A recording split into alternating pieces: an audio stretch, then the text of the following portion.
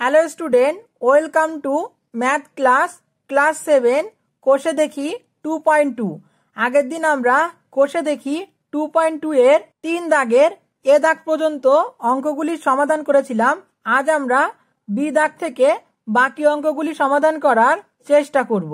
দাগ number B, 7/5 অনুপাত 3, 5/7 অনুপাত 1/1/16। এই মিশ্র ভগ্নাংশটিকে আমরা ভাঙিয়ে লিখতে পারি 16 16, 16 সাথে 1 যোগ 17, তার মানে 17/16 ও 3/16।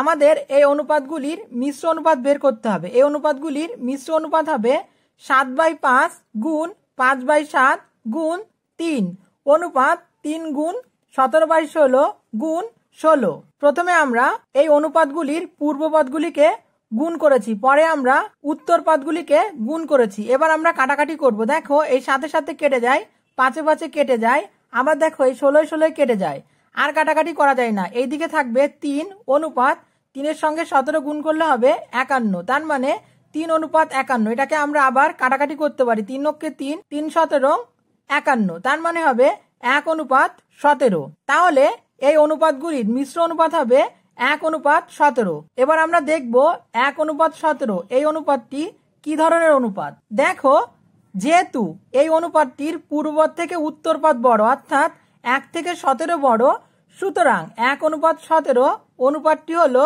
লঘু অনুপাত। উত্তরে লিখব 1/17, লঘু অনুপাত। পরের অঙ্ক দাগ নাম্বার সি, 8/5, 7/12 ও 22/13। আমাদের প্রথম এই অনুপাতগুলির মিশ্র অনুপাত বের করতে হবে। এই অনুপাতগুলির মিশ্র অনুপাত হবে 8 গুণ 7 গুণ 22 অনুপাত 5 গুণ 12 গুণ 13। এবার আমরা কাটাকাটি করব। দেখো 2 দিয়ে কাটবো, 11 দুগুণী 22, আর 12কে 2 দিয়ে কাটলে হয় 6।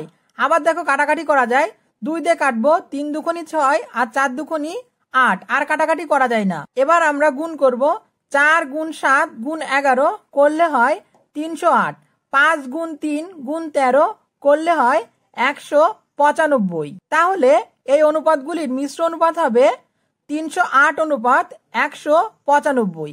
এবার আমরা দেখব এই অনুপাতটি কি ধরনের অনুপাত।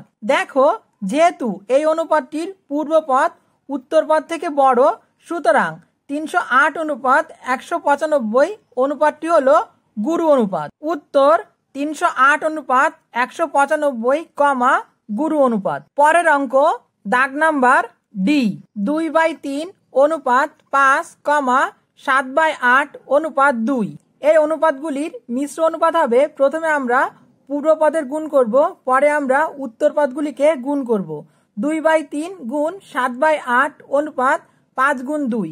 এবার আমরা কাটাকাটি করব। দেখো 2 দিয়ে কাটে, 2 অক্ষে 2 আর 4 দুগুণী 8, আর কাটাকাটি করা যায় না। আমরা উপরে উপরে গুণ করব, নিচে নিচে গুণ করব।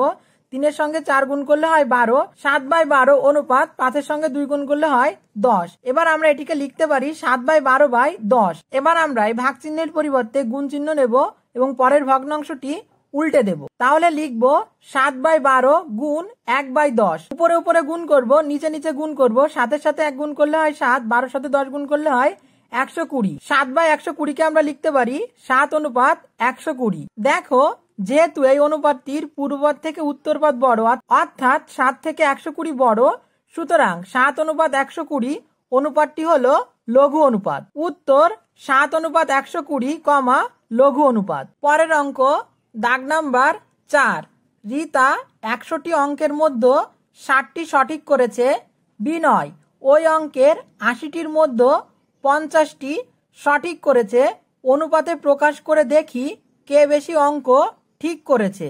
রিতা 100টি অঙ্কের মধ্যে 60টি সঠিক করেছে। এই লাইনটিকে আমরা অনুপাতে প্রকাশ করে লিখব।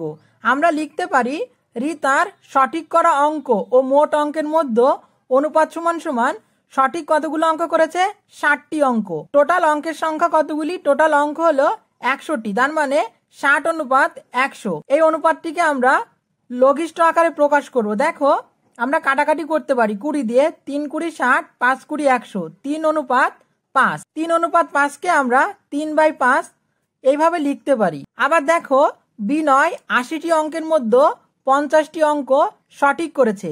এটাকে আমরা লিখতে পারি বিনয়ের সঠিক করা অঙ্ক ও মোট অঙ্কের মধ্যে অনুপাত হবে 50:80। এবার আমরা কাটাকাটি করব 5×10 = 50, 8×10 = 80, 5:8 বা 5/8। দেখো 3/5, 5/8 এই দুটি ভগ্নাংশ দেখে আমরা বলতে পারবো না যে কে বেশি অঙ্ক ঠিক করেছে। আমরা নিচের হরকে সমান করব, অর্থাৎ 5 এবং 8 এর লসাগু বের করব। 5 এবং 8 এর লসাগু হলো 40। দেখো 5 এর সঙ্গে কত গুণ করলে 40 হয়? 5 এর সঙ্গে 8 গুণ করলে 40 হয়। আমরা যদি নিচে 8 দিয়ে গুণ করি, উপরেও আমাদের 8 দিয়ে গুণ করতে হবে। তাহলে 3 এর সঙ্গে 8 গুণ করলে হবে 24, 5 এর সঙ্গে 8 গুণ করলে হবে 40, সমান সমান 24/40। দেখো 8 এর সঙ্গে কত গুণ করলে 40 হয়? 8 এর সঙ্গে 5 গুণ করলে 40 হয়। আমরা যদি 8 এর সঙ্গে 5 গুণ করি, উপরেও 5 দিয়ে গুণ করব, তাহলে হবে 25/40। দেখো এই ভগ্নাংশ দুটির হর সমান, অর্থাৎ প্রত্যেকেরই হরে 40 আছে। এবার এই ভগ্নাংশ দুটির মধ্যে যার লব বড় হবে সেই হবে বড়। যেহেতু 24/40 থেকে 25/40 বড়, সুতরাং বিনয় বেশি অঙ্ক ঠিক করেছে। আজ এ পর্যন্তই। পরের দিন আমরা 5 দাগ থেকে বাকি অঙ্কগুলি সমাধান করার চেষ্টা করব।